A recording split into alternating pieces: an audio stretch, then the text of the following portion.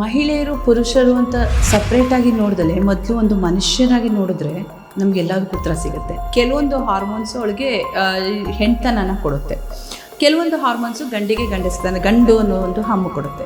Patience ಇರುತ್ತೆ, ಯಾಕಂದರೆ ಹೆಣ್ಣಿಗೆ ಒಂದು ದೈವದತ್ತ ವರ ಇದು ಮೊದಲಿಂದ ಇತ್ತು. ಸ್ವಾತಂತ್ರ್ಯ ಅನ್ನೋದನ್ನ ಹೆಣ್ಣು ತಪ್ಪು ಅರ್ಥ ಮಾಡ್ಕೊಂಡ್ಬಿಟ್ಟಿದ್ದಾರೆ. Not every ಒನ್ಗೆ. ನಮಸ್ತೆ, ನಾನು ಡಾಕ್ಟರ್ ರೂಪಾರಾವ್, ಮನಃಶಾಸ್ತ್ರಜ್ಞೆ ಹಾಗೆ ಲೇಖಕಿ ಕೂಡ. ನಾನು ಜನರಿಗೆ ಆಪ್ತ ಸಲಹೆ ಮತ್ತು ಸೈಕಾಲಜಿ ರಿಲೇಟೆಡ್ ಸಲಹೆಗಳನ್ನ ನಾನು ಕೊಡ್ತಾ ಇರ್ತೀನಿ. ಮೇಡಮ್, ಇತ್ತೀಚಿನ ದಿನಗಳಲ್ಲಿ ಮಹಿಳೆಯರು ಕ್ರೈಮ್ ಮಾಡುವಂತ ಸಂಖ್ಯೆ ಜಾಸ್ತಿ ಆಗ್ತಿದೆ. ಅಂದ್ರೆ ಈ ಹಿಂದೆ ಏನು ಪುರುಷರು ಮಾಡ್ತಾ ಇದ್ರು, ಬ್ಯಾಕ್ ಗ್ರೌಂಡ್ ಇರೋದಂದ್ರೆ ನಟೋರಿಯಸ್ ಅಥವಾ ರೌಡಿಸಮ್ ಬ್ಯಾಕ್ ಗ್ರೌಂಡ್ ಇರೋರು ಮಾಡ್ತಾ ಇದ್ರು. ಈಗ ನೋಡಿದ್ರೆ ಮಹಿಳೆಯರೇ ಯಾವುದು ಕ್ರೈಮ್ ಮಾಡ್ಲಿಕ್ಕೆ ಮುಂದಾಗ್ತಿದ್ರೆ ಕಾರಣ ಏನು ಅಂತ ಹೇಳಿ. ಓಕೆ, ನನಗೇನು ಅನಿಸ್ತಾ ಇದೆ ಅಂತ ಹೇಳಿದ್ರೆ, ನಾವು ಮಹಿಳೆಯರು ಪುರುಷರು ಅಂತ ಸಪ್ರೇಟಾಗಿ ನೋಡಿದ್ರೆ ಮೊದಲು ಒಂದು ಮನುಷ್ಯರಾಗಿ ನೋಡಿದ್ರೆ ನಮಗೆಲ್ಲದಕ್ಕೂ ಉತ್ತರ ಸಿಗುತ್ತೆ. ಅನಾದಿ ಕಾಲದಿಂದ ಏನಾಗ್ತಿತ್ತು ಅಂದರೆ ಮೂಲತಃ ಮನುಷ್ಯಳು, ಸ್ತ್ರೀ ಹೆಣ್ಣು ಸಹ ಒಂದು ಮನುಷ್ಯಳು. ಈಗ ಆ ಕಾಲದಿಂದ ಅವಾಗ ಏನಾಗಿತ್ತು ಅಂದರೆ, ಹೆಣ್ಣು ಒಂದು ಮನೇನ ನೋಡ್ಕೊಳ್ಳೋದು ಅಥವಾ ಫ್ಯಾಮಿಲಿ, ಮಕ್ಕಳು, ಈ ಥರ ಎಲ್ಲ ವಿಷಯಗಳು ಅವಳಿಗೆ ಮೊದಲಿಂದನೇ ಏನಂತ ಹೇಳ್ತಾರೆ, ಕೌಟುಂಬಿಕ ವ್ಯಾಲ್ಯೂಸ್ ಅಂತ ಏನು ಹೇಳ್ತಾರೆ. ಸೊ ಆ ಫ್ಯಾಮಿಲಿ ವ್ಯಾಲ್ಯೂಸು ಮೊದಲಿಂದ ಹೇಳ್ಕೊಡ್ತಾಯಿದ್ರು. ಹಾಗಾಗಿ ಅಲ್ಲಿ ನನಗೇನು ಅನಿಸುತ್ತೆ ಅಂದರೆ, ಎಲ್ಲ ರೀತಿಯ ಈ ಅರಿಷಡ್ವರ್ಗಗಳು ಅಂತ ಹೇಳ್ತೀವೋ, ಕಾಮ, ಕ್ರೋಧ, ಮದ, ಮಾತ್ಸರ್ಯ, ಮೋಹ, ಈ ಎಲ್ಲವೂ ಸಹ ಹೆಣ್ಣಲ್ಲೂ ಇತ್ತು, ಗಂಡಲ್ಲೂ ಇತ್ತು. ಆದರೆ ಎಲ್ಲೋ ಈ ಒಂದು ಪಾತ್ರ ನಿರ್ವಹಣೆ ಅಂತ ಬಂದಾಗ ಹೆಣ್ಣಿನ ಏನು ಮಾಡಿದ್ರು, ಹೆಣ್ಣಿಗೆ ಒಂದಷ್ಟು ವ್ಯಾಲ್ಯೂಸ್ ತುಂಬಿದರು. ಹೆಣ್ಣಿಗೆ ಒಂದು ಇದೇನಂತ ಹೇಳಿದ್ರೆ, ಅವಳಿಗೆ ಸ್ವಭಾವತಃ ಕೆಲವೊಂದು ಹಾರ್ಮೋನ್ಸು ಅವಳಿಗೆ ಹೆಣ್ತನನ ಕೊಡುತ್ತೆ, ಕೆಲವೊಂದು ಹಾರ್ಮೋನ್ಸು ಗಂಡಿಗೆ ಗಂಡು ಅನ್ನೋ ಒಂದು ಹಮ್ಮು ಕೊಡುತ್ತೆ. ಸೊ ಹೆಣ್ಣಿಗೆ ಅದು ತುಂಬ ಇಂಪಾರ್ಟೆಂಟ್ ಏನಂತ ಹೇಳಿದ್ರೆ, ಈಸ್ಟ್ರೋಜನ್ ಅಂತ ಹೇಳಿ ಕರಿತೀವಿ. ಈಸ್ಟ್ರೋಜನ್ ಇದ್ದಾಗ ಇದರಿಂದ ಸ್ವಾಭಾವಿಕವಾಗಿ ಹೆಣ್ಣು ಸ್ವಲ್ಪ ಸಾಫ್ಟ್, ಗಂಡಿಗಿಂತ ಸಾಫ್ಟ್ ಅನ್ನೋದ್ರಲ್ಲಿ ಇತ್ತು. ಅದು ಬಿಟ್ಟರೆ ಹೆಣ್ಣಿಗೆ ಬೇರೆ ಎಲ್ಲ ರೀತಿಯ ಅರಿಷಡ್ ವರ್ಗಗಳು, ಅಂದರೆ ನಾವು ಯಾವ್ಯಾವುದು 7 ಸಿನ್ಸ್ ಅಂತ ಹೇಳಿ ಕರಿತೀವಿ, ಎಲ್ಲವೂ ಇದ್ವು.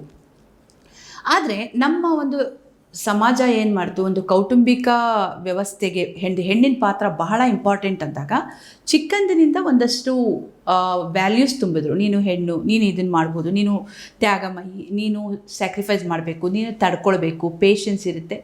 ಪೇಷನ್ಸ್ ಇರುತ್ತೆ, ಯಾಕಂದರೆ ಹೆಣ್ಣಿಗೆ ಒಂದು ದೈವದತ್ತ ವರ ಇದು ಮೊದಲಿಂದಲೂ ಇತ್ತು. ನನ್ನ ಪ್ರಕಾರ, ನನ್ನ ಅಬ್ಸರ್ವೇಷನ್ ಪ್ರಕಾರ ಇತ್ತೀಚೆಗೆ ಈ ಕ್ರೌರ್ಯಗಳು ಜಾಸ್ತಿ ಆಗ್ತಿದೆ. ಮೊದಲು ಇರಲಿಲ್ಲ ಅಂತಲ್ಲ, ಮೊದಲು ಇತ್ತು. ಮೊದಲು ನೀವು ಕೆಲವೊಂದು ಹಳೆಯ ನ್ಯೂಸ್ ನೋಡಿದ್ರೆ ಹೆಣ್ಣು ಸಹ ಕ್ರಿಮಿನಲ್ ಆಗಿದ್ದಾಗಲಿ ಅಥವಾ ಯಾರನ್ನಾದ್ರೂ ಸಾಯಿಸಿದ್ದಾಗಲಿ ಇರ್ಬೋದು. ಇತ್ತೀಚೆಗೆ ಕೆಲವೊಂದು ನಮಗೆ ಆಘಾತ ಆಗುತ್ತೆ, ಯಾಕೆ ಇಂಥ ಒಂದು ಸ್ಟೆಪ್ಸ್ ತೊಗೊಳ್ತಾರೆ ಅಂತ. ಫಾರ್ ಎಕ್ಸಾಂಪಲ್, ಗಂಡನ ಒಲೆಯಲ್ಲಿ ಹಾಕಿ ಸುಟ್ಟಿದ್ದಿರ್ಬೋದು, ಗಂಡನ ಪೀಸ್ ಮಾಡಿ ಒಲೆಯಲ್ಲಿ ಹಾಕಿ ಸುಟ್ಟಿರ್ಬೋದು, ಅಥವಾ ಇನ್ನೇನೋ ಮಾಡಿದ್ದು ತುಂಬ. ಅದು ಬಿಟ್ಟು ಸ್ವಂತ ಮಗುನೇ ಸಾಯಿಸಿರುವಂತಹ ಇವ್ರು ಇರ್ಬೋದು. ಆಮೇಲೆ ಮಗು ತನ್ನ ಪ್ರೀತಿಗೆ ಅಡ್ಡ ಬರ್ತಿದೆ, ತನ್ನ ವಿವಾಹ ಬಾಹಿರ ಸಂಬಂಧಕ್ಕೆ ಅಡ್ಡ ಬರುತ್ತೆ ಅಂತ ತನ್ನ ಸ್ವಂತ ಮಗುನ ಸಾಯಿಸಿರುವಂಥ ತಾಯಿ ಇರ್ಬೋದು. ಅಥವಾ ಈ ಥರ ಬೇಕಾದಷ್ಟು ಇದೆ. ತನ್ನ ಪ್ರಿಯಕರನ ಜೊತೆ ಇರಲಿ ಅಂತ ತನ್ನ 13 ವರ್ಷದ ಮಗಳನ್ನ ಇವ್ರ ಜೊತೆ ಕಳಿಸಿರುವಂತಹ ಘಟನೆಗಳಿರ್ಬೋದು. ಇಲ್ಲೆಲ್ಲ ನೋಡಿದಾಗ ಹೆಣ್ಣು ಕ್ರೂರಿ ಆಗ್ತಾ ಇದ್ದಾಳೆ ಬರ್ತಾ ಅಂತ. ಅಂದರೆ ಇದಕ್ಕೆ ಕಾರಣ ಏನಿರ್ಬೋದು? ನಾನು ಅನಲೈಸ್ ಮಾಡಿರೋದ್ರ ಪ್ರಕಾರ ಎಲ್ಲೋ ಆ ಒಂದು ವ್ಯಾಲ್ಯೂಸ್ ಹೆಣ್ಣಿಗೆ, ಅಂದರೆ ನಮಗೆ ಕಾಲ ಇದು ಬಂದ ಹಾಗೆ ಸ್ವಾತಂತ್ರ್ಯ ಅನ್ನೋದು ಸಿಕ್ತು, ಚೆನ್ನಾಗಿ ಸಿಕ್ತು. ಸ್ವಾತಂತ್ರ್ಯಗಳು ಸಿಗ್ತಾ ಇದೆ, ಇನ್ನೂ ಎಷ್ಟೋ ಜನಕ್ಕೆ ಸಿಗಬೇಕು, ಸಿಗ್ತಾ ಇದೆ. ಬಟ್ ಅಲ್ಲೆಲ್ಲೋ ಸ್ವಾತಂತ್ರ್ಯ ಅನ್ನೋದನ್ನು ಹೆಣ್ಣು ಸಮ್ವೇರ್ ತಪ್ಪು ಅರ್ಥ ಮಾಡ್ಕೊಂಡ್ಬಿಟ್ಟಿದ್ದಾರೆ. Not every ಒನ್ಗೆ. ಈ ಯಾರ್ಯಾರು ಬೇರೆ ದಾರಿ ತುಳಿತಾರೋ ತಪ್ಪು ಅರ್ಥ ಮಾಡ್ಕೊಳ್ತಾರೆ ಅಂತ. ಮುಂಚೆ ನೋಡಿದ್ರೆ ಅಲ್ಲಿ ಒಂದು ಕಡಿವಾಣ ಇತ್ತು ಹೆಣ್ಣಿಗೆ ಕಡಿವಾಣ ಅಂದರೆ ಒಂದು ಮಾನಸಿಕ ಕಡಿವಾಣ ಅಂತಂದರೆ, ಮನಸ್ಸಿನಲ್ಲೇ ಒಂದು ಕಡಿವಾಣ ಹಾಕ್ಕೊಂಡಿದ್ಲು. ನಾನು ಹೆಣ್ಣು, ಇದು ಮಾಡಬಾರ್ದು, ಸಮಾಜ ಅನ್ನೋದು ಅಂದ್ಕೊಳುತ್ತೆ, ನನ್ನದೇ ಆದ ರೆಸ್ಪಾನ್ಸಿಬಿಲಿಟೀಸ್ ಇದೆ, ಕಮಿಟ್ಮೆಂಟ್ ಇದೆ ಅಂತ. ಈ ಲಿಬರಲಿಸಮ್ ಅನ್ನೋದು ಬರ್ತಾ ಜಾಸ್ತಿ ಆದಾಗ ಆ ಕಡಿವಾಣ, ಈ ಸಮಾಜದ ಕಡಿವಾಣ ಇರ್ಬೋದು ಅಥವಾ ಬೇರೆ ಯಾವುದೇ ಕಡಿವಾಣಕ್ಕಿಂತ ಮಾನಸಿಕ ಕಡಿವಾಣ ಅಥವಾ ಸಂಯಮ ಅಂತ ಹೇಳೋಣ, ಇದು ತುಂಬ ಇಂಪಾರ್ಟೆಂಟು. ಈ ಸಂಯಮನ ಅವಳು ಎಲ್ಲೋ ಕೆಲವರು ಈ ಒಂದು ಕ್ರೈಮ್ ಮಾಡುವಂಥ ಹೆಂಗಸರು ಕಳ್ಕೊತಾ ಇದ್ದಾರೆ. ಎಲ್ಲರೂ ಕ್ರೈಮ್ ಮಾಡುವಂಥ ಹೆಂಗಸರು ಕಳ್ಕೊತಾ ಇದ್ದಾರೆ. ಯಾಕೆ ಕಾರಣ ಇರ್ಬೋದು? ಲಿಬರಲಿಸಮ್, ಅಥವಾ ನಾನು ಹೆಣ್ಣು, ನಾನು ಏನು ಬೇಕಾದ್ರೂ ಮಾಡ್ಬೋದು, ನಾನು ಹೆಣ್ಣಿಗೆ ಗಂಡಿಗೆ ಈಕ್ವಲ್ಲು ಮಾಡ್ಬೋದು.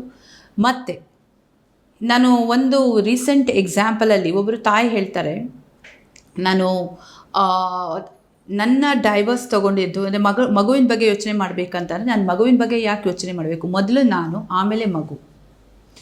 ಈ ಒಂದು ಮನೋಭಾವ ತುಂಬ ಕಡೆ ಇದೆ.